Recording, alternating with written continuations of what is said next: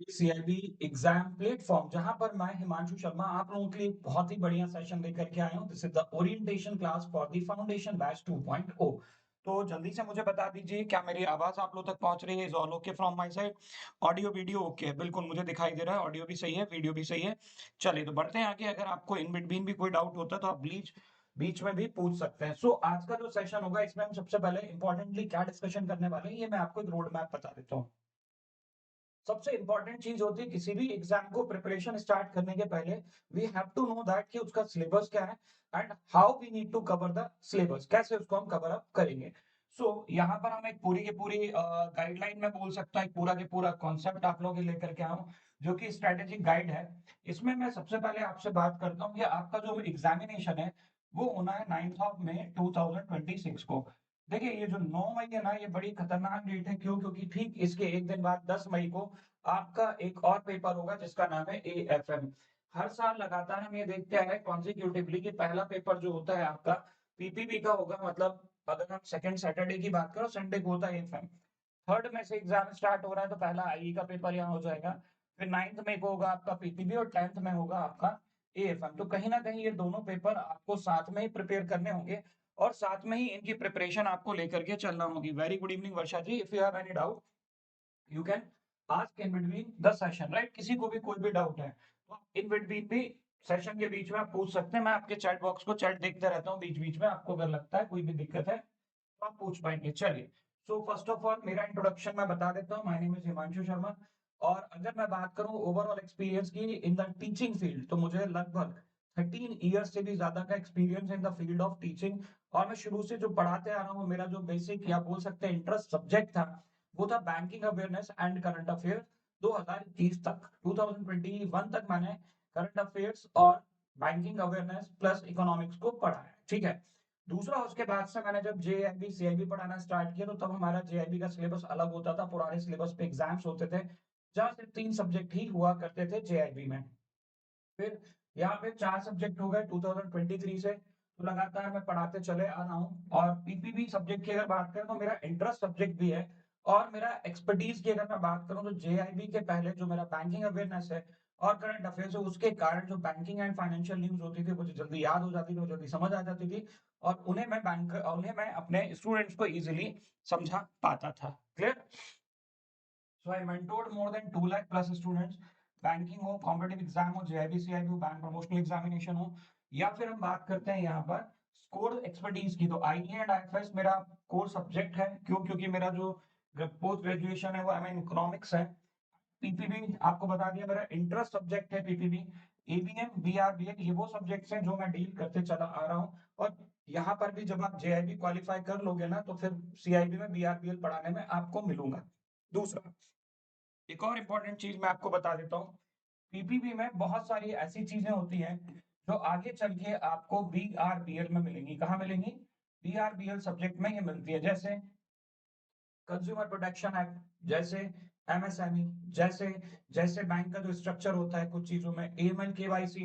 तो banking regulation, अगर मैं बात करूं principle and practices of bank, banking regulation and banking law की अगर हम बात करें, कहीं ना कहीं एक दूसरे से मिलता जुलता को रिलेटेड है। So many topics R B same और सिमिलर।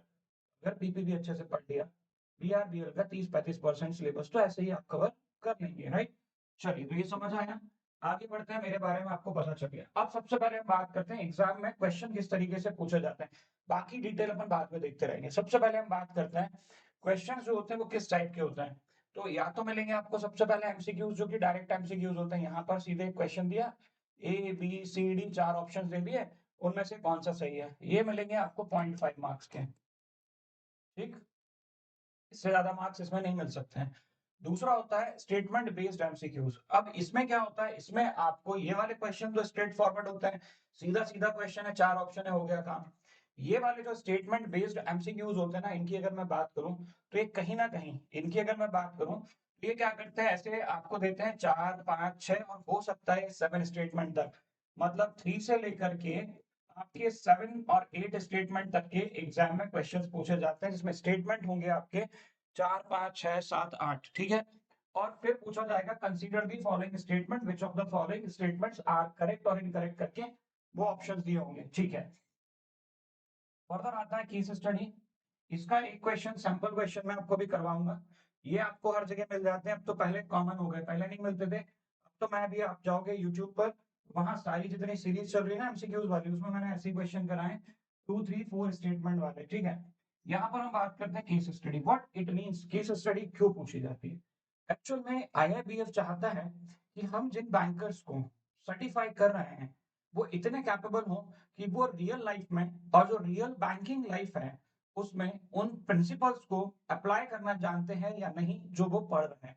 मतलब हम उन्हीं को बैंकर को सर्टिफाई करेंगे, दोज हु आर डिजर्विंग। मतलब ऐसे बैंकर जो चीज को पढ़ लेते हैं कि हाँ ठीक है ये होता है तो ये क्या होता है, नो, ये होता है तो क्यों होता है, जिस बैंकर के माइंड में ये आ जाता है वो पीपीबी को बहुत अच्छे से समझ जाता है। बस सीधी सी बात है, यहाँ पर क्या करना होता है, केस स्टडी में एक पूरी सिचुएशन बनाते हैं, उस सिचुएशन में आपको रखते हैं कि if you are the banker, as a banker आप क्या डील करोगे, बहुत सारी चीजें इसमें आपको मिलती हैं।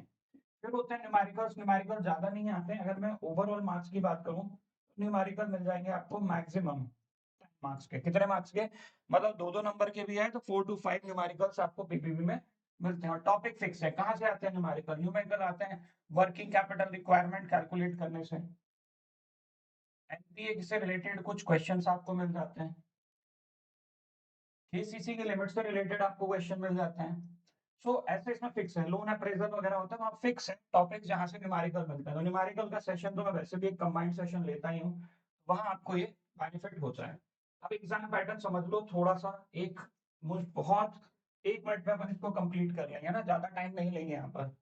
देखो पासिंग मार्क्स होते हैं 50 इन ईच सब्जेक्ट, मोड होता है ऑनलाइन, क्वेश्चन के टाइप होते हैं मल्टीपल चॉइस क्वेश्चन।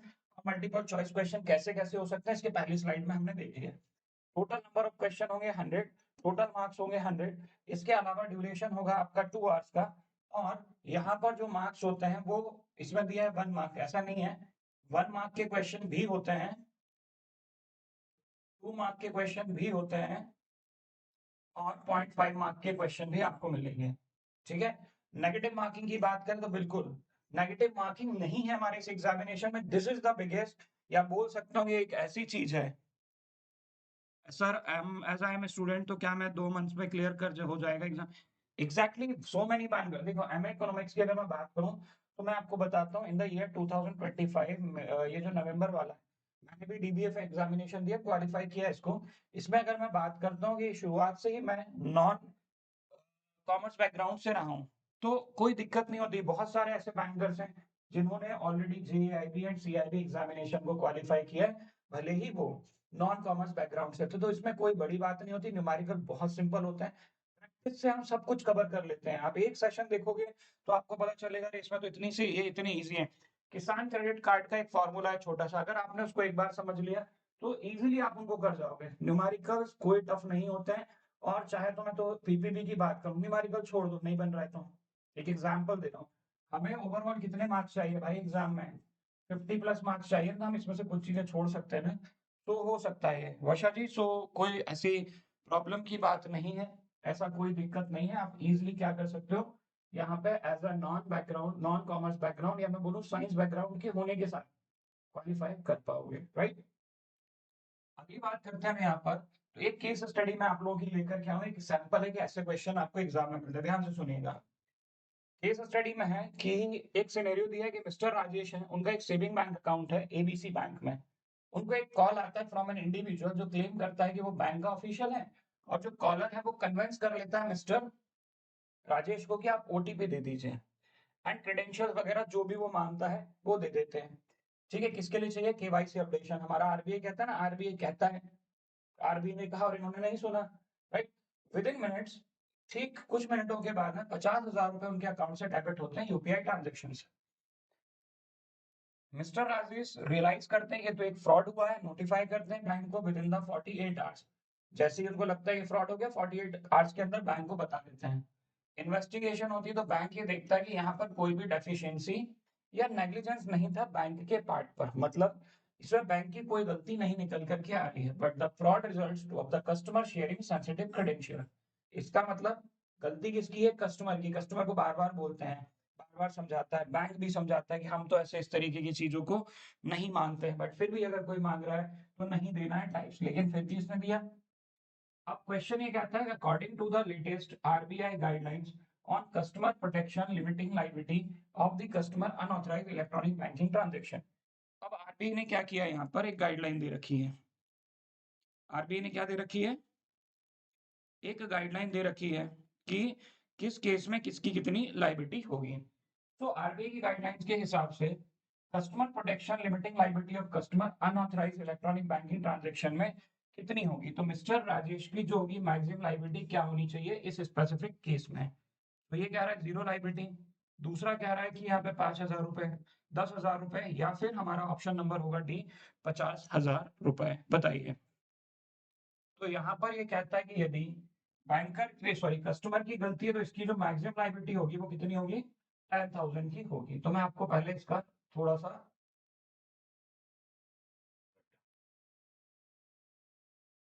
एक्सप्लेनेशन बता देता हूँ।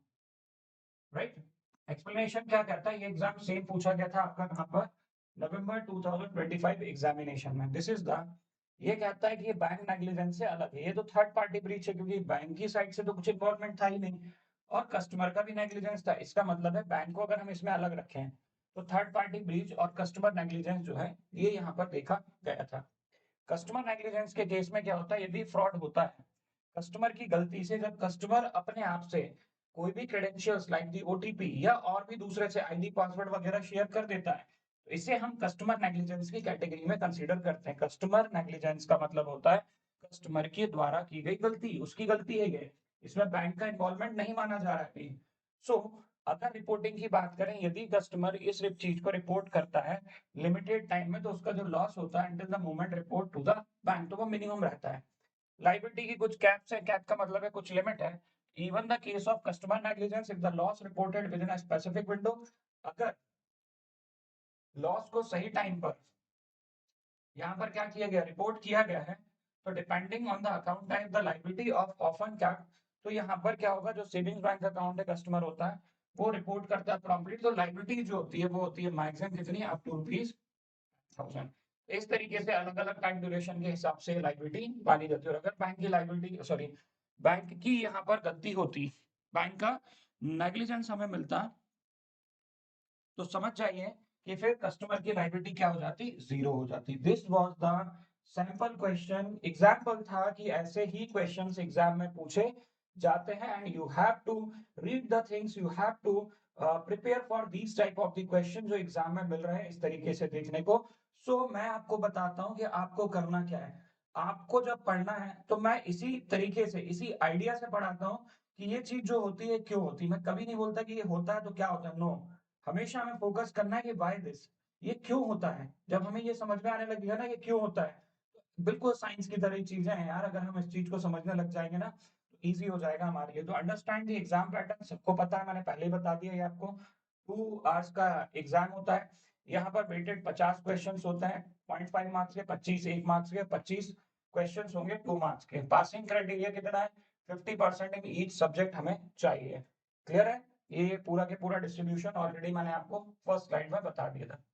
अब अगर मैं मॉड्यूल वाइज प्रायोरिटी की बात करता हूँ, तो मॉड्यूल वाइज प्रायोरिटी प्लस मेहनत, हम किसकी बात करेंगे, प्रायोरिटी की बात करेंगे मॉड्यूल वाइज कि कौन सा मॉड्यूल कितना इंपॉर्टेंट है, प्लस हमारी मेहनत के हिसाब से हमें क्या करना चाहिए।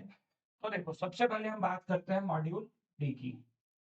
क्यों, इस वाले बैच में मैं आपको बताता हूँ, I am starting the batch from the module D. Foundation 2.0 batch start होगा मॉड्यूल डी से। सर क्यों होगा, मैं बताता हूँ क्यों होगा। देखो अगर मैं ओवरऑल वेटेज की बात करूँ ना, तो सुनिए, नंबर 1 यहाँ पर सबसे ज्यादा जो वेटेज है वो है मॉड्यूल ए का और बी का, फिर है सी का और फिर है डी का। सर आप तो वेटेज लास्ट बता रहे हो, लेकिन as compare to the content, content के हिसाब से बात करूँ तो मॉड्यूल ए और बी मिलाकर के 41 यूनिट्स हैं, ठीक है, इसमें 8 यूनिट्स हैं, और यहाँ पे है 5, सॉरी यहाँ पे है 9 यूनिट्स और यहाँ पर है 5। तो आप सोचो अगर हम 5 यूनिट को कवर करके 15 नंबर ले आते हैं, 5 यूनिट पढ़ना इजी है ना कम टाइम में, तो पहले हम क्या करोगे, ये 15 नंबर फिक्स कर लो, 15 मार्क्स हमारे फिक्स हो गए, तो हमने मॉड्यूल डी को पूरा कवर कर लिया और ये बहुत मिनिमम टाइम में कवर हो जाता है। फिर हम क्या करेंगे, फिर हम उठाएंगे मॉड्यूल ए और मॉड्यूल बी, फिर हम पढ़ेंगे सी। तो क्या होगा, इस तरीके की स्ट्रेटेजी के साथ चलेंगे ना, तो आपका जो सिलेबस है ऑन टाइम कंप्लीट होगा विद द मार्क्स, स्ट्रेटेजिक वे में जो मार्क्स हम सिक्योर करना चाह रहे हैं उस तरीके से। तो foundation 2.0 batch will be start from the module 3 unit number 52 से, सॉरी 50 से हम इसको 51 से हम इसको स्टार्ट करेंगे। मॉड्यूल ए, मॉड्यूल बी, फिर मॉड्यूल सी। इसके कितने हो गए 15 टू 20 मार्क्स। इसकी अगर मैं बात करूं तो 30 टू 35 होता है, सेम इसके 30 टू 35 मार्क्स होता है। और मॉड्यूल सी जो होता है वो 22 टू 25 ऑन एवरेज। ये अलग अलग मार्क्स डिस्ट्रीब्यूशन होता है, ये पत्थर की लकीर नहीं। IIBF itself change the pattern in every examination cycle। IIBF her examination cycle में इसके पैटर्न को क्या करता है, चेंज करता जाता है। क्लियर है? तो उसी हिसाब से हमें प्रिपेयर होना होगा कि हमें पढ़ना सब है और इतना पढ़ना है कि 60 प्लस मार्क्स की हमारी स्ट्रेटेजी हो जाए। तो प्रायोरिटी मॉड्यूल मैंने आपको बता दिया है। Then priority module A general banking की बात करें, KYC, AML, types of account, banker customer relationship, negotiable instrument. Module B में जितने भी न्यूमेरिकल्स आपको मिलेंगे ना वो मॉड्यूल बी में मिलते हैं। ठीक है, तो ये हमारे लिए इसलिए भी इंपॉर्टेंट है क्योंकि 8-10 नंबर के तो ये न्यूमेरिकल ले आता है और न्यूमेरिकल इतने इजी होते हैं, पूरे के पूरे फॉर्मूला बेस्ड। पीपीबी हो, एएफएम हो, आईएएफएस हो या फिर रिटेल बैंकिंग, वेल्थ मैनेजमेंट हो, कोई भी सब्जेक्ट हो, हर सब्जेक्ट का जो मेन बोलते हैं ना फाउंडेशन है वो है कॉन्सेप्ट। यदि आपका कॉन्सेप्ट क्लियर है तो आपका एग्जाम क्लियर है। कॉन्सेप्चुअल क्लैरिटी पर ही फोकस करना है कि हमें सारी चीजों में क्या पढ़ना है, कॉन्सेप्ट क्लियर करना है बस। अगर कॉन्सेप्ट क्लियर है तो सीधी सी बात है कि हमारा एग्जाम भी क्या है, क्लियर है। तो जिसका कॉन्सेप्ट क्लियर उसका एग्जाम क्लियर, ये तो मैं मानता हूँ ये रूल है। तो यहाँ पर समझ गए आप। तो कॉन्सेप्चुअल चीजें जो होंगी मॉड्यूल बी में ज्यादा मिलेंगे, 2 मार्क्स की केस स्टडी क्वेश्चन यहाँ मिल जाते हैं। एनपीए है, सरफेसी है, पीएसएल है, गवर्नमेंट स्कीम से, तो ये सारी चीजें यहाँ पर कवर होंगी। तो मैक्सिमम 2 मार्क्स क्वेश्चन यहाँ से इस मॉड्यूल बी से कवर हो जाते हैं। मॉड्यूल सी जो है ये है बैंकिंग टेक्नोलॉजी। बैंकिंग टेक्नोलॉजी में वो चीजें हैं जो आप डेली बैंकिंग ऑपरेशन में यूज कर रहे हो, स्टार्टिंग फ्रॉम द सीबीएस। 1983 से ही आया था। क्या जरूरत थी सी रंगराजन जी को इसको लाने की? वो कौन से 5 इयर्स थे जिसमें इसको तेजी से बढ़ाया गया था, 1991 से 94 तक का। तो ये हो गया सीबीएस। फिर सीबीएस के साथ में अगर हम इसको लेकर के जाएंगे तो क्या क्या चीजें होंगी, आगे बढ़ेंगे। ऑल्टरनेट डिलीवरी चैनल्स क्या होती हैं, पीपीआईज क्या होते हैं, ठीक है, एनईएफटी, आरटीजीएस, ई रूपी लेटेस्ट जो हमारा चल रहा है, क्या ई रूपी वाउचर्स, ये क्या होता है। तो ये वो चीज है जो डेली बेसिस पर अभी नई नई इंट्रोड्यूस भी हो रही है ना, बैंकिंग ऑपरेशन में इनका यूज करते हैं। मैं 60 डेज की बताया, मैं आपको 45 डेज की स्ट्रेटेजी बता रहा हूँ क्योंकि 15 दिन रिवीजन के लिए हम रखेंगे। पहले 15 दिन में हम क्या करेंगे, मॉड्यूल ए और बी कंप्लीट करना चाहिए, तो ये हम आगे बी के बाद में ले जाएंगे। ठीक है, सेकंड में हम क्या करेंगे, टेक एंड एथिक्स। तो हम पहले जो 15 दिन होंगे, 15 से 20 दिन, उसमें मॉड्यूल डी और ए को कवर कर लेंगे। ठीक है, फिर प्रैक्टिस करेंगे और याद रखिएगा कम से कम 500,000, तो मैं तो आपको लगभग 2-2,500 क्वेश्चन की प्रैक्टिस कराऊंगा। और प्रैक्टिस के लिए अगर आप चाहते हो तो स्टार्ट कर दो फ्रॉम नाउ। यूट्यूब पर हमारे फ्री सेशन चल रहे हैं, है ना। तो पीपीबी में मैंने आपको ढेरों क्वेश्चंस करा रखे हैं, एमसीक्यूज, वो भी किस फॉर्म में, स्टेटमेंट और अलग अलग तरीके से, वो भी कैसे हैं, यूनिट वाइज। Clear, right. इसके बाद में फाइनल पुश लास्ट वीक में होता है। तो फाइनल पुश का मतलब है रिवीजन करना टेस्ट देने के बाद में। फेज बाय फेज अगर मैं देखूं तो पहले हम क्या करेंगे, हमारा जो फाउंडेशन है वो बनाएंगे, स्पीड अप करेंगे सीडी से। फिर चलते हैं एमसीक्यूज मैराथन। देखिए ये वाला जो पार्ट होता है ना, इसको आपको भी पैरेलली लेकर के चलना होगा। कैसे चलना होगा, आप जब गाइडली में एनरोल करोगे ना तो आपको मिलेंगे हमारे एमसीक्यूज बहुत सारे। ठीक है, और मॉक टेस्ट आप दीजिए फ्रॉम द डे वन। क्यों सर, मॉक टेस्ट इसलिए दीजिए फ्रॉम द डे वन कि उसमें बहुत सारी चीजें ऐसी होंगी जो लगेगा कि आपको आती हैं और बहुत सारी ऐसी चीजें आएंगी जो लगेगा एकदम नहीं है।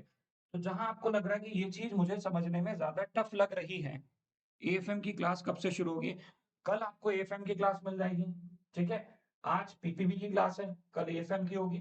तो दो दो आपको डेमो मिल जाएंगे और 3rd मार्च से बैच लाइव हो जाएगा पूरा की तरीके से, चारों सब्जेक्ट आपको मिलना शुरू हो जाएंगे।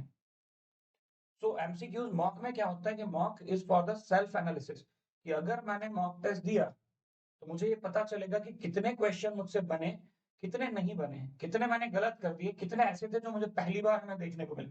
तो इससे क्या होता है, इससे आप अपना एनालिसिस कर पाते हो और एनालिसिस करने के साथ ही आप अपनी कमियों को दूर कर पाते हो। मॉक टेस्ट मोड की बात करें 100, ये तो मैंने आपको बता ही दिया है कि mock test is just like a exam, कि आप फाइनल एग्जाम देने बैठे हुए हो। Master the 2 marks question first, पहले 2 मार्क्स के जो क्वेश्चन आते हैं बड़े-बड़े उनको समझ लीजिए। कभी भी क्वेश्चन को ब्लैंक मत छोड़िए, क्योंकि नेगेटिव मार्किंग है नहीं, तो कोई ना कोई आंसर आप लगाइए। ट्रैक आरबीआई सर्कुलर्स, आरबीआई ने कुछ अपडेशंस किए, वो हमारे चैनल पर आपको मिल जाएंगे। और लीगल कीवर्ड जो होता है, जैसे कस्टमर या मैं बोलूँ holder in due course, payment in due course क्या होता है, तो ये इन चीजों को समझने की कोशिश कीजिएगा जो लीगल टर्म्स बैंक्स में यूज करते हैं हम लोग, राइट। चलिए, तो इसी के साथ सबसे पहले आपको क्या करना है, आपको यहाँ पर ज्वाइन कर लेना है हमारा कौन सा बैच, फाउंडेशन 2.0, जो आज से स्टार्ट हुआ है। इसी में मैं आज से टॉपिक भी पढ़ाना शुरू कर रहा हूँ आपको। भी आगे मैं आपको एक टॉपिक कवर अप करूंगा। अभी तक मैंने आपको जो चीजें बताई हैं वो क्वेश्चंस बता दिए हैं। उसके अलावा मैंने आपको बताया पैटर्न क्या होता है, सिलेबस बता दिया पीपीबी का। पीपीबी को पढ़ना कैसे, कैसे समझना है, ये मैं आपको इस एक जो आने वाली यूनिट है उससे बहुत अच्छे से समझा पाऊंगा। तो आपको समझ आ गया, आप अभी से इसको स्टार्ट करेंगे और आपके पास में जो भी टाइम है उस पूरे टाइम में हम उसको कवर अप कर लेंगे। ठीक है, तो नेक्स्ट यूनिट है, ये हमारी यूनिट है मॉड्यूल बी की यूनिट नंबर 30, और ये हमारी मॉड्यूल बी की एक यूनिट है। तो देखो कैसे चीजें पूछी जाती हैं, क्या क्वेश्चंस होते हैं, तो कॉन्सेप्ट्स को कैसे कवर करना है, ये मैं आपको यहाँ पर समझा पाऊंगा। कॉन्ट्रैक्ट ऑफ इंडेमनिटी के पहले हमें समझना होगा कि व्हाट इज अ कॉन्ट्रैक्ट। किसी भी चीज को आप कॉन्ट्रैक्ट कैसे कंसीडर करोगे लीगली। इंडिया में कॉन्ट्रैक्ट को हम कंसीडर करते हैं किसी भी एग्रीमेंट को जिसकी एनफोर्सबिलिटी लीगली होती है। मतलब कोई भी एग्रीमेंट जो दो लोगों के बीच में या दो से ज्यादा लोगों के बीच में बना है, यदि वो लीगली एनफोर्सेबल है, कानूनी रूप से लागू होने वाले या लायक है, उसे हम बोलते हैं यहाँ पर कॉन्ट्रैक्ट। तो कॉन्ट्रैक्ट की जब बात करते हैं तो कंडीशन यह होती है, कॉन्ट्रैक्ट के पहले बनता है एग्रीमेंट, जो पार्टीज होती हैं उनका फ्री कंसेंट होगा। उसके बाद में हम उसको कन्वर्ट करते हैं किसमें, कॉन्ट्रैक्ट में, और वो लीगली एनफोर्सेबल होता है। इंडिया में जो कॉन्ट्रैक्ट होता है उसे हम डील करते हैं इंडियन कॉन्ट्रैक्ट एक्ट 1872 के अंदर, जहां पर कुछ कंडीशंस होती हैं। कभी कभी हम जब बात करते हैं कॉन्ट्रैक्ट की, तो उसमें सबसे पहला जो पॉइंट आता है वो ये आता है कि कॉन्ट्रैक्ट में एंटर करने के लिए कॉम्पिटेंसी की बात आती है कि who can be competent to enter into any of the contract. क्या मैं किसी ऑफ साउंड माइंड पर्सन को, जो दिमागी रूप से स्वस्थ नहीं है, मानसिक रूप से अस्वस्थ व्यक्ति है, यदि हम उसके साथ कोई कॉन्ट्रैक्ट करेंगे और जो टर्म्स एंड कंडीशन उसमें लिखी है और वो अगर उसको फुलफिल नहीं करता है, तो क्या हम उसे कोर्ट में ले जा सकते हैं? तो आंसर होगा नहीं। क्यों? क्योंकि उसकी एनफोर्सेबिलिटी नहीं होती है। क्या नहीं होती है? एनफोर्सेबिलिटी नहीं होगी, क्योंकि वो इनकॉम्पिटेंट है to enter into the contract. ऐसे ही अगर मैं बात करता हूँ माइनर, माइनर का केस बहुत इंपॉर्टेंट होता है, क्योंकि माइनर से रिलेटेड 2 से 3 केस स्टडी अलग अलग जगहों पर पूछी जाती है हमारे पीपीपी सब्जेक्ट, सेम कॉन्ट्रैक्ट में भी आती है। तो जो contract of Indian contract act है और जो मेजॉरिटी एक्ट है, दोनों मिलाकर के अगर मैं बात करूं, इंडियन कॉन्ट्रैक्ट एक्ट कहता है कि कोई भी माइनर किसी भी कॉन्ट्रैक्ट में एंटर करने के लिए कॉम्पिटेंट नहीं होता। और अगर मान लीजिए फिर भी किसी ने उसके साथ कोई कॉन्ट्रैक्ट कर लिया है, उसके साथ किसी कॉन्ट्रैक्ट में आ गए हैं, तो वो कॉन्ट्रैक्ट नल या फिर वॉइड माना जाएगा एब initio from the starting only. Clear है? होप इतनी चीजें समझ आ गई होंगी। चलिए, अब हम बात करते हैं आगे कि भाई यहाँ पर जो कॉन्ट्रैक्ट की बात हुई, ये तो सर आपने बताया। What is the meaning of इंडैम्निटी?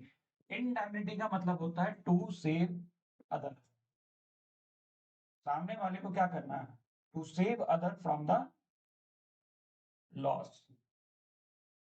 ठीक है, किसी भी लॉस से किसी पार्टी को बचाना। जैसे एक एग्जांपल बताता हूँ, कॉन्ट्रैक्ट ऑफ इंडैम्निटी हो या कॉन्ट्रैक्ट की बात करें, इंडियन कॉन्ट्रैक्ट एक्ट के अंडर आता है। और कॉन्ट्रैक्ट ऑफ इंडैम्निटी के दो सेक्शंस हैं, सेक्शन 124, 125। एग्जांपल दूं मैं, देखो एग्जांपल देता हूँ। मान लीजिए एक पर्सन ए है, ये पर्सन बी से कहता है कि हे पर्सन बी, यदि तुझे कोई लॉस हो जाएगा ना, तो उस लॉस से मैं तुझे बचाऊंगा, और अगर लॉस हो गया, एक्चुअल में इनकर्ड लॉस हो जाता है, तो उसकी भरपाई मैं करूंगा। इट मींस ये जो ए है ये क्या कर रहा है, ये कर रहा है प्रॉमिस किसके साथ, बी के साथ में। ए बन जाएगा आपका प्रॉमिसर, और इसी को हम क्या बोलते हैं, इंडेमनीफायर। क्या बोलेंगे इसको, इंडेमनीफायर, हमारे किस में, इंडेमनिटी वाले कॉन्सेप्ट में। क्लियर है? दूसरी मैं बात करता हूँ option number sorry person number B की। इसने प्रॉमिस किया था इससे कि इसको लॉस से बचाएगा, लॉस हो गया तो उसकी भरपाई करेगा, रिकवर कर देगा वो लॉस। तो ये कौन हो गया, इसको हम बोलते हैं प्रॉमिसी, या वन जिसके साथ में वन हूं द प्रॉमिस इज मेड। तो ये क्या कहता है, इसको हम बोलते हैं इंडेमनीफाइड। क्या बोलते हैं इसको हम, इसको हम बोलते हैं इंडेमनीफाइड, या फिर यही क्या कहलाता है पता है आपको, इंडेमनिटी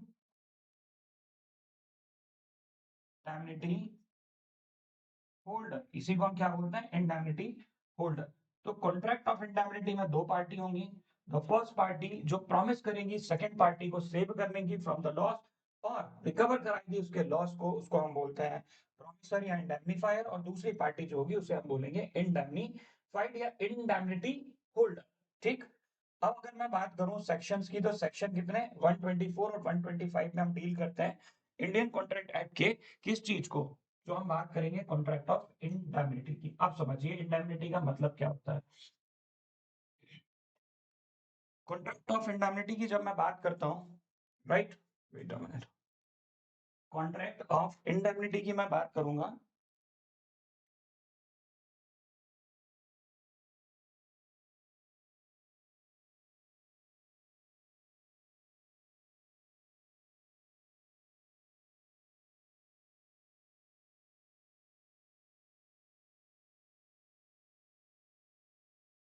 तो does indemnity means, indemnity का मतलब होता है to save from the losses. ये मैंने आपको बता दिया, लॉस से बचाना।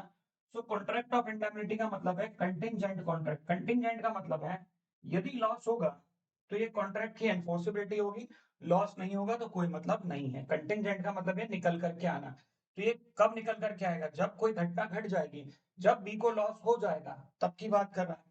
स्कोप ऑफ द लॉ हमारे कानून में लीगली अगर मैं बात करूं तो दो सेक्शंस हैं, सेक्शन 124 और 125 जो डील करते हैं इंडियन कॉन्ट्रैक्ट एक्ट के किसके साथ में, कॉन्ट्रैक्ट ऑफ इंडेमनिटीज के साथ में। But law does not exhaustive, court applying the principle of equity. कुछ केसेस में कोर्ट क्या करता है, प्रिंसिपल ऑफ इक्विटी को यहाँ पर फॉलो करेगा। अब ये एग्जाम्पल जो मैंने आपको बताया, अब इसको लीगली सुनिए। ठीक है, लीगली क्या सुनेंगे आप, देखिए ये कहता है कि इंडेमनिटी को कैसे डिफाइन करेंगे, contract by which one party promises to save the others. एक कॉन्ट्रैक्ट जिसमें एक पार्टी दूसरी पार्टी को सेव करने की बात कर रही है, दूसरे को किससे, लॉस से। वो लॉस जो उसके द्वारा या किसी और दूसरे के द्वारा हुआ है, उसी को क्या बोलेंगे, कॉन्ट्रैक्ट ऑफ इंडेमनिटी। सेक्शन 124 में ये डिफाइंड होती है। डेफिनेशन कहाँ मिलती है कॉन्ट्रैक्ट ऑफ इंडेमनिटी की, 1 2 का 4। इंडेमनीफायर की अगर मैं बात करूं तो प्रोमिसर होता है पार्टी ए, जो मैंने एक एग्जांपल बताया था, इंडेमनिटी होल्डर जो हमारा पार्टी बी था, राइट।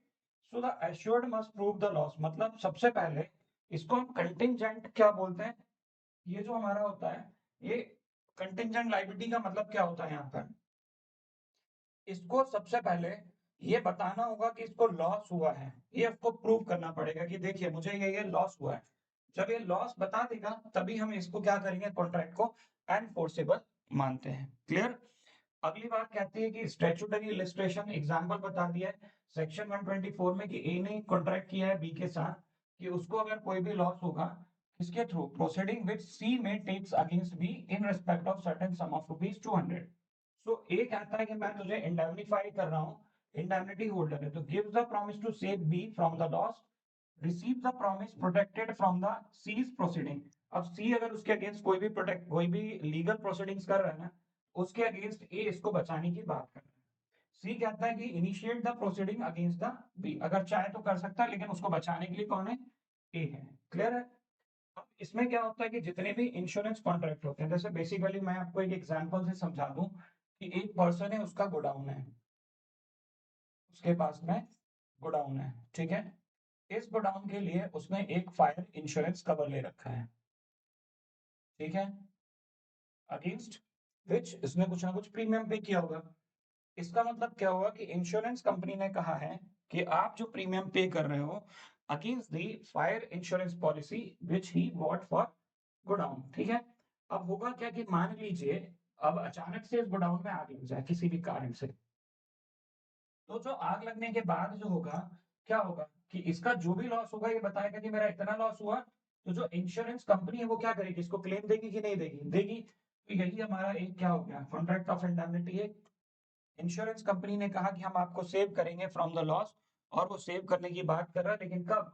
जब उसको लॉस हो जाएगा, the situation, the condition, the thing, the जो कोई भी चीज जिसकी बात कर रहे हैं वो हो जाएगी, वो घटना घट जाएगी उसके बाद। क्लियर है ये? समझ आया आपको?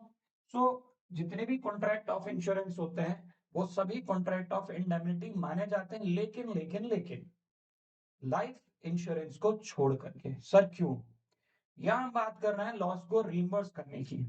रीइंबर्स का मतलब होता है मुझे 100 रुपए का लॉस हुआ तो आपने मुझे 100 रुपए क्या किए, दे दिए, हो गया बराबर, मेरा लॉस रिकवर कर लिया लॉस। लेकिन जब हम बात करते हैं किसकी, लाइफ इंश्योरेंस पॉलिसीज की या लाइफ इंश्योरेंस की, लाइफ इंश्योरेंस का मतलब होता है कि अगर कोई पर्सन जिसकी डेथ हो जाती है तो उसके जो डिपेंडेंट और जो नॉमिनीज हैं उनको हम कुछ क्या करते हैं, फाइनेंशियल सपोर्ट प्रोवाइड करते हैं, ना कि उस पर्सन को वापस लाने की बात करेंगे। क्या उस पर्सन को वापस लाया जा सकता है? तो उसका आंसर होगा नहीं। ठीक है, समझ आया आपको? तो जितने भी हमारे इंश्योरेंस होते हैं वो सभी कंसीडर होंगे कॉन्ट्रैक्ट ऑफ इंडेमनिटी, एक्सेप्ट किसको छोड़ करके, इसको छोड़ करके, लाइफ इंश्योरेंस को छोड़ करके। क्लियर? चलिए देखते हैं, एक लैंडमार्क केस है, secretary of state versus the bank of India. ध्यान से सुनिएगा, ये एक डिसीजन है ना, कोर्ट का डिसीजन है ये। फ्रॉड क्या हुआ कि मिस जी है, उनका एक ब्रोकर है मिस्टर ए। मिस जी नाम की एक महिला है, उनका एक ब्रोकर है जिसका नाम है मिस्टर ए। मिस्टर ए ने क्या किया, फोर्ज कर लिए इनके सिग्नेचर को एंड एंडोर्स कर दिए गवर्नमेंट प्रॉमिसरी नोट, किसके नाम पर? उन्होंने अपने खुद के नाम पर। एंडोर्समेंट समझते हो आप लोग? तो आज पहली क्लास है तो मुझे लगता है कि मान के चलते हैं कि आपको एंडोर्समेंट नहीं समझ आता, तो एंडोर्समेंट समझते हैं। एंडोर्समेंट क्या होता है? एंडोर्समेंट का मतलब होता है कि when we transfer the rights, जैसे मान लीजिए हम चेक के केस में क्या करते हैं, चेक को एंडोर्स करने का मतलब होता है कि जो चेक का होल्डर होता है वो अपने राइट्स को ट्रांसफर करता है किसी थर्ड पार्टी को। फॉर एग्जांपल जैसे सेल्फ चेक में क्या होता है, यही होता है ना कि बियरर बन जाता है वो चेक। तो यही इसमें भी होता है एंडोर्समेंट में कि वंस द एंडोर्सी एंडोर्स कर रहे हैं, एंडोर्स कर दिया तो एंडोर्सी के पास में वो राइट्स आ जाते हैं जो ऑलरेडी किसी एक होल्डर के पास होने चाहिए। ठीक है, तो क्या किया कि मिस्टर ए ने फोर्ज सिग्नेचर किए किसके, जी के, और जो डॉक्यूमेंट ये प्रॉमिसरी नोट थे उसको अपने फेवर में ट्रांसफर कर लिया। अब बैंक का एक्शन ये था कि Mr E endorse the note to the bank which in good faith, तो बैंक ने क्या किया, पब्लिक डेट ऑफिसर को एक्सचेंज के लिए दे दिया। जी को पता चला कि भाई उसके नाम के जो प्रॉमिसरी नोट थे वो ऑलरेडी क्या हो गए, एनकैश हो गए। तो जी ने ये पाया कि फ्रॉड हुआ और सक्सेसफुली उसने गवर्नमेंट को क्या किया, स्यू किया, कोर्ट में केस लगाया गवर्नमेंट के अगेंस्ट कि भाई जो मेरा लॉस हुआ है उसकी भरपाई कौन करेगा, तो गवर्नमेंट करेगी। तो कोर्ट की रूलिंग ये कहती है government sued the bank, government bank को स्यू करेगा फॉर द इंडेमनिटी, क्योंकि कोर्ट ने कहा कि बैंक लायबल होगा common law right of indemnity के अंडर, ना कि गवर्नमेंट। तो कौन इसको रिपे करेगा, कौन देगा ये पैसा? तो ये पैसा दिया जाएगा बाय दी बैंक, क्योंकि बैंक यहाँ पर इंडेमनिटी, राइट ऑफ इंडेमनिटी किसके पास था, बैंक के पास में। क्लियर है? यहाँ तक चीजें क्लियर है भाई सभी को? Any doubt? कोई डाउट हो तो प्लीज पूछिएगा।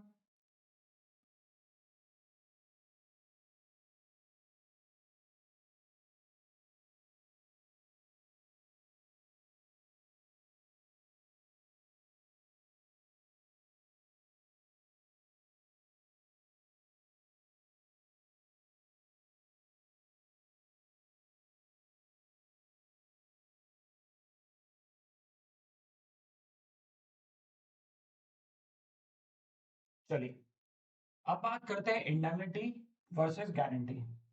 अब एक केस समझाता हूँ, फिर आपको कॉन्ट्रैक्ट ऑफ गारंटी और कॉन्ट्रैक्ट ऑफ इंडेमनिटी में डिफरेंस समझ आए।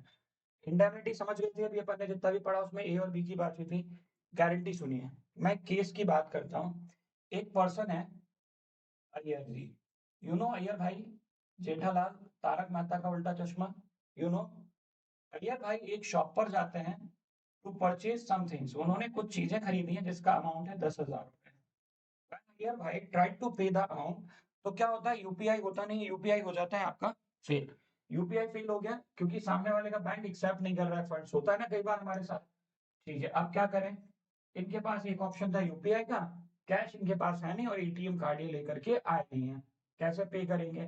तो जब हम किसी शॉपकीपर को नहीं जानते तो हमारे पास एक ऑप्शन होता है, प्रोडक्ट खरीदें, पे कर दें और लेके आ जाए, नहीं तो छोड़ दें। सेम केस अय्यर भाई के साथ है, उन्होंने कहा इसको हम क्या करते हैं, छोड़ देते हैं। लेकिन उनको याद आता है कि जिस जगह वो शॉपकीपर की शॉप है, उसी लाइन में थोड़े से आगे एक दुकान है जिसका नाम है, बहुत फेमस दुकान है इलेक्ट्रॉनिक्स की, जिसका नाम है गड़ा इलेक्ट्रॉनिक्स। गड़ा इलेक्ट्रॉनिक्स किसका है भाई? तो गड़ा इलेक्ट्रॉनिक्स जो है वो किसका है? वो है आपके जेठालाल जी का। अब जेठालाल की दुकान है जिसका नाम है गड़ा इलेक्ट्रॉनिक्स, तो ये अय्यर भाई जाते हैं जेठालाल जी के पास में, बोलते हैं कि भाई मुझे 10,000 रुपए उधार चाहिए। जेठालाल पूछते हैं पहले पूरा बात समझा, हुआ क्या है, क्या चीजें हैं, क्या घटना घट गई, पूरा समझा, क्यों चाहिए 10,000। अय्यर भाई एक्सप्लेन करते हैं कि मैं एक शॉपकीपर के पास गया, ये प्रोडक्ट खरीदे, पेमेंट करने गया, पेमेंट फेल हो गया, मुझे ये चीजें खरीदनी है। जेठालाल बोलता है ठीक है, कितने की ये चीजें? उन्होंने कहा सर ये सारे गुड्स जो है वो 10,000 रुपीज के हैं। जेठालाल कहता है चलो मेरे साथ। कहाँ चलो? शॉपकीपर के पास, क्योंकि अब दुकान वाले जो होते हैं जिस लाइन में पट्टी में होते हैं वो सब एक दूसरे को जान रहे होते हैं। जेठालाल जाते हैं किसके साथ में? अय्यर भाई के साथ में। जेठालाल और अय्यर भाई दोनों मिलकर के शॉपकीपर के पास जाते हैं, जहां पर ये जो जेठालाल जी हैं ये कहते हैं शॉपकीपर से कि हे शॉपकीपर सुनो, ये जो अय्यर भाई है ना ये मेरे पड़ोसी हैं, मेरे मित्र हैं, हम लोग एक ही सोसाइटी में रहते हैं, मैं इनको बहुत अच्छे से जानता हूँ, he is known to me. ठीक है, आपको जानते हैं ये? ठीक है, अभी ये जो 10,000 रुपए की चीज है ना इनको ले जाने दो, और ये आपका पेमेंट कल आकर के कर देंगे शाम तक। ठीक है, बात खत्म हुई? नहीं, कॉमा लग गया यहाँ पर कि आप अभी अय्यर भाई को ये 10,000 रुपीज की जो भी प्रोडक्ट्स हैं वो ले जाने दो, कल आकर के ये पेमेंट कर देंगे, नहीं तो मैं इसका पेमेंट करूंगा। अगर उन्होंने नहीं किया, मतलब यहाँ पे कंडीशन है, फिर से सुनना स्टेटमेंट, पूरी कंडीशन आपको याद हो जाएगी। अय्यर भाई को 10,000 रुपीज के जो भी प्रोडक्ट्स उन्होंने खरीदे हैं इसको ले जाने दो, कल शाम तक आकर के ये पेमेंट कर देंगे। अगर ये पेमेंट नहीं करेंगे तो, अगर अय्यर भाई पेमेंट नहीं करेंगे तो मैं आपको पे करूंगा। मैं मतलब कौन? जेठालाल। तो जहां ये वर्ड जुड़ा ना, अगर, this is called the guarantee, कि यहाँ पर अय्यर भाई की गारंटी किसने ले ली? जेठालाल ने। तीन पार्टीज होती है हमारी गारंटी के केस में। वन, जो क्या कर रहा है? प्रिंसिपल डेटर है, जिसने पैसा उधार ले रखा है, जिसको चुकाना है, वंस हु ओज द मनी, वो कौन है यहाँ पर? वो है अय्यर भाई, इसको बोलेंगे प्रिंसिपल डेटर। दूसरा पर्सन जिसको चुकाना है, जो बेनिफिशियरी कहलाता है, या फिर हमारे इस केस में क्या बन गया? एक क्रेडिटर बना। और third party who takes the guarantee, जो गारंटी ले रहा है, जिसको हम बोलेंगे गारंटर, और इसी को हम हमारे बैंकिंग टर्म्स में बोलते हैं श्योरिटी। तो कॉन्ट्रैक्ट ऑफ इंडेमनिटी जो होता है वो सिर्फ और सिर्फ एक कॉन्ट्रैक्ट होगा दो लोगों के बीच में, जबकि इसमें कम से कम दो कॉन्ट्रैक्ट बनेंगे तीन लोगों के बीच में। चलो ये समझ आया, अब इसको अंडरस्टैंड करते हैं। कॉन्ट्रैक्ट ऑफ इंडेमनिटी में पार्टीज होंगी दो, ठीक है, यहाँ होंगी तीन, डेटर, क्रेडिटर और श्योरिटी। रिस्क की बात करें, इसमें कंटिजेंट रिस्क होती है, जबकि इसमें सबसिस्टिंग लायबिलिटी होती है। सबसिस्टिंग लायबिलिटी का मतलब, यदि अय्यर भाई पे नहीं करेंगे ना, तब जाकर के जेठालाल को क्या करना पड़ेगा? पे करना। डिफॉल्ट के केस में गारंटी की निकल करके आएगी गारंटर की। क्लियर? नेचर ऑफ लायबिलिटी, यहाँ पे प्राइमरी लायबिलिटी होती है इंडेमनीफायर की, कि जो लॉस हुआ उसको इमीडिएटली रिकवर करना। यहाँ पर जो श्योरिटी होता है ना, उसकी लायबिलिटी सेकेंडरी। प्राइमरी लायबिलिटी किसकी? अय्यर भाई की, जिसको हम बोल रहे हैं डेटर। इसी के साथ में हम बात करते हैं नंबर ऑफ कॉन्ट्रैक्ट्स की, तो एक कॉन्ट्रैक्ट होता है, यहाँ पे तीन कॉन्ट्रैक्ट होंगे। एक कॉन्ट्रैक्ट हो गया दो लोगों के बीच में। अब देखो, पहला कॉन्ट्रैक्ट जेठालाल और शॉपकीपर के बीच में, दूसरा कॉन्ट्रैक्ट अय्यर एंड जेठालाल के बीच में, और एक कॉन्ट्रैक्ट जेठा शॉपकीपर, देखो एक हो गया आपका किसके बीच में? डेटर एंड क्रेडिटर के बीच में। कहाँ गया? टोटल कितने? तीन कॉन्ट्रैक्ट होंगे। पर्पस क्या होता है? Reimbursement of the loss, loss जो हो गया उसकी भरपाई करना है। यहाँ पे क्रेडिटर को सिक्योरिटी देना कि ये पे नहीं करेगा तो हम करेंगे कवरेज, अगर एक्चुअल लॉस होगा, और यहाँ पर डेट ऑब्लिगेशन निकल करके आएंगे तब। अब यहाँ पर जो इंडेमनिटी होती है ना, वो दो तरीके की होती है, एक होती है एक्सप्रेस और दूसरी होती है इम्प्लॉयड। एक्सप्रेस का मतलब होता है जहां पर प्रॉपरली क्लियरली लिख करके दिया गया है, मतलब प्रॉपरली डिफाइंड है कि ये चीजें हैं, इस तरीके से होंगी, सारी चीजें डिफाइंड है, तो इसको क्या बोलोगे? एक्सप्रेस। और अगर मैं बोलता हूँ यहाँ पर इम्प्लाइड, इम्प्लाइड का मतलब है कि लिखा नहीं है बट उसको हम कंसीडर कर लेते हैं। ठीक है, कैसे? तो देखिए, एक्सप्रेस इंडेमनिटी की बात करें, पर्सन एक्सप्रेसली प्रॉमिस, जो एक पर्सन है वो प्रॉमिस करता है in clear terms to compensate the other party, की वो कॉम्पनसेट करेगा अदर पार्टी को किसी भी लॉस के लिए, और the intention to indemnify is stated explicitly in the contract. और ये क्या कह रहा है, ये कह रहा है कि जो भी इंटेंशन है इंडेमनीफाई का, जो कि बताया जा रहा है इस कॉन्ट्रैक्ट में क्लियरली, इम्प्लाइड का मतलब होता है conduct of the promisor show the intention to indemnify even without explicit word, की उसमें ऐसा लिखा नहीं है बट हम कंसीडर कर ले रहे हैं। और ये कहां पर सेक्शन 125(4) जो होता है वो स्पेसिफाई नहीं करता है इम्प्लाइड इंडेमनिटी को, वो हमेशा एक्सप्रेस की बात करता है। कॉन्ट्रैक्ट ऑफ इंडेमनिटी कवर करता है एक्चुअल लॉसेस जो हुए हैं उसको, event specifically mention in the contract, not the anticipated और स्पेक्युलेटिव लॉसेस, कि हाँ इतना हो जाएगा तो हम मान लेंगे, अगर रहा तो ठीक है कंसीडर नहीं, जो डिफाइंड है सिर्फ वही यहाँ पर मान्य है। क्लियर। अगला बोलता है right of an indemnity holder section 125 में। अब इंडेमनिटी होल्डर बी के क्या क्या राइट्स होते हैं, डैमेज जो भी होगा वो पे किया जाएगा। अगर मान लीजिए किसी भी सूट में अगर कोई भी चीज निकल कर के आ रही है वो होगा यहाँ पर, जितना भी cost compared to the paid in suit provided the indemnity holder did not contravene the promisor's order, और इंडेमनीफायर ऑथराइज द सूट को केस कर सकता है। कॉम्प्रोमाइज सम है, अगर मान लीजिए सारा के सारा सम जो है पे किया जाता है कॉम्प्रोमाइज के थ्रू किसी भी सूट में, तो उसे हम contrary to the promisor's order नहीं मानेंगे and was prudent to compromise the promisor authorise it. दूसरा स्पेसिफिक परफॉर्मेंस, तो यहाँ पर इंडेमनिटी होल्डर जो होगा वो स्यू करेगा किसी स्पेसिफिक परफॉर्मेंस के लिए, absolute liability has been incurred and the contract cover such liability, तो कॉन्ट्रैक्ट में वो लायबिलिटी होगी। फैक्टर जो अफेक्ट करते हैं हमारे क्लेम ऑफ इंडेमनिटी होल्डर को, कि इंडेमनिटी होल्डर जब क्लेम करेगा तो उसके क्या क्या चीजें हैं जो उस क्लेम को प्रभावित कर सकती हैं। डैमेजेस की बात करें, हाई कोर्ट कहता है कि when liability commence sum holded begins only when the actual loss is incurred, ये कब होगा जब एक्चुअल में लॉस हुआ होगा। दूसरा अलाउ करेगा compelling the indemnifier to put the holder in a position to meet liability, the former view is preferred, तो ये वाले व्यू को हम क्या करेंगे, प्रेफर करेंगे। रिकवरेबल कॉस्ट जो होगी वो यहाँ पर ली जा सकती है, जैसे सॉलिसिटर फीस है, ट्रैवलिंग एक्सपेंसेस हैं, कॉस्ट रीजनेबली जो खर्चा उसका लगा है वो सारा, और would a reasonable man think it necessary to incur, जो भी हमें लगता है कि हाँ रीजनेबली ये चीजें क्या हमें लेनी चाहिए, क्लेम करनी चाहिए, तो ये यहाँ पर कवर होगा। Compromise term not contrary to the indemnifier's order, prudent even without the indemnity contract authorized by the indemnifier। ये बैंकट रमन वाला जो एक केस था उसमें ये बताया गया था। अब इम्प्लाइड इंडेमनिटी क्या कहलाती है इसको देखिए ना, पानी पी लूं एक मिनट फिर कंटिन्यू करते हैं इसको।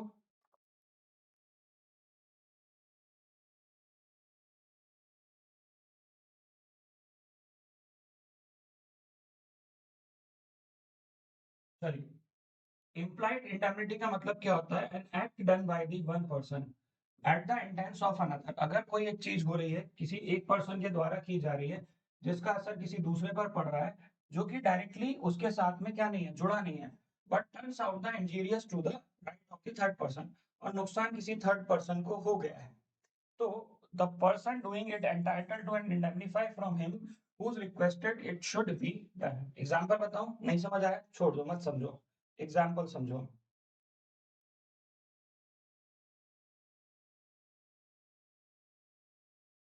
यार गड़बड़ बन गई बट कोई बात नहीं, कंसीडर करो ये कार है, ठीक है,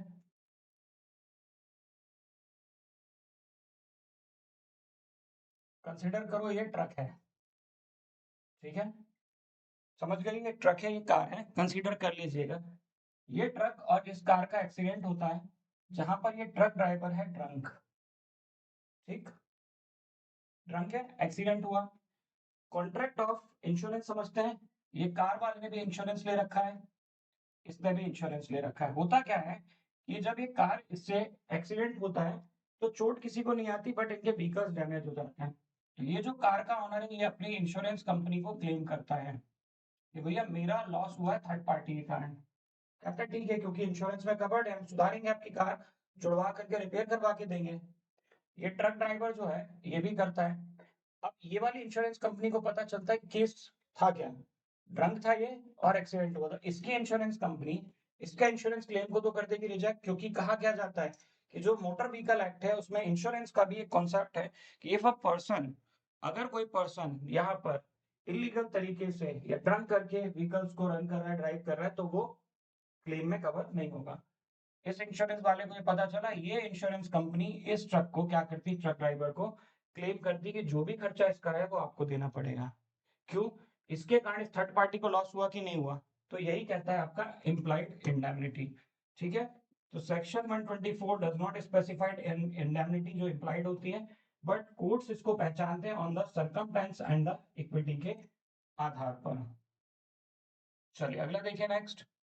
अब कहता है कि जो कॉन्ट्रैक्ट ऑफ इंडेमनिटी है उसकी एनफोर्सेबिलिटी का मतलब है वो कानूनी रूप से कितना लागू होने लायक है। ठीक, कितना लागू होने लायक है।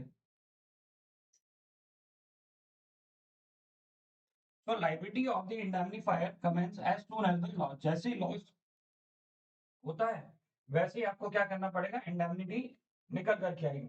इट इज नॉट नेसेसरी कि जो प्रॉमिसी है वो एक्चुअली पे कर रहा है लॉस का। मतलब जैसे मान लो बी को कोई लॉस हो गया, उसने पे कर दिया, उसके बाद वो ए के पास जाए, ऐसा जरूरी नहीं है। ए को लॉस हुआ तो डायरेक्टली भी, सॉरी बी को लॉस हुआ तो डायरेक्टली भी ए के पास, इंडेमनीफायर के पास में जा सकती है या जा सकता है। करेक्ट।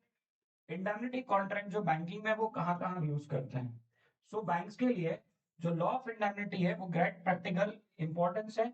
तो एग्जाम में क्वेश्चन यहीं से पूछा जाना चाहिए कि जो भी हमारे यहाँ पर क्या होता है, लॉस डिमांड ड्राफ्ट की बात करते हैं तो customer must give indemnity before a fresh draft is issued in लिeu of the lost one. मैंने एक डिमांड ड्राफ्ट बनाया आपके नाम का और मैं लेकर के गया, वो गुम गया।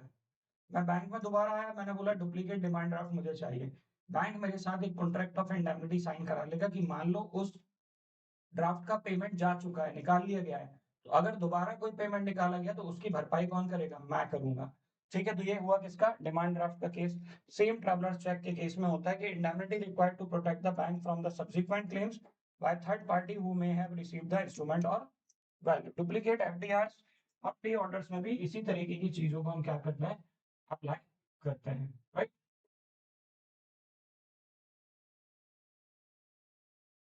ठीक है, चलिए इसी के साथ इस सेशन को करते हैं हम एंड। और आप सभी लोग पेड बैच में एनरोल कर लीजिए। होली का कोड भी आ गया, ऑफर चल रहा है, होली कोड को यूज करके आप क्या कर सकते हैं, हमारे JAIB CIB सुपर प्लान में अपने आप को एनरोल कीजिएगा। किस प्लान में? JIB and CIB super plan है। कौन सा प्लान है? ओहो, कलर चेंज करना पड़ेगा, व्हाइट आ गया। JAIIB CAIIB super plan. क्यों? क्योंकि JIB के बाद में CIB का एग्जाम भी आप दोगे और इन्फ्लेशन इम्पैक्ट से आप बच जाओगे फॉर फ्यूचर। और एज अ बैंकर ये चीजें आप समझते ही हो। अगर आप ये सेशन यूट्यूब पर देख रहे हैं, इस सेशन को लाइक कीजिएगा, शेयर कीजिएगा एंड अगर आपके कोई डाउट्स है तो कमेंट सेक्शन में हम तक जरूर पहुंचाइएगा। मैं हिमांशु शर्मा विदा लेता हूं और मैं मिलूंगा आपको हमारी पेड क्लासेस में और फ्री क्लासेस इन यूट्यूब। तो यूट्यूब पर भी सेशन चल रहे हैं, नई सीरीज आ गई है और हम वहां पर एमसीक्यूज और प्रीवियस ईयर क्वेश्चंस को कवर अप करा रहे हैं आप लोगों के लिए डिटेल्ड सॉल्यूशन के साथ। Thank you all and good night सभी को।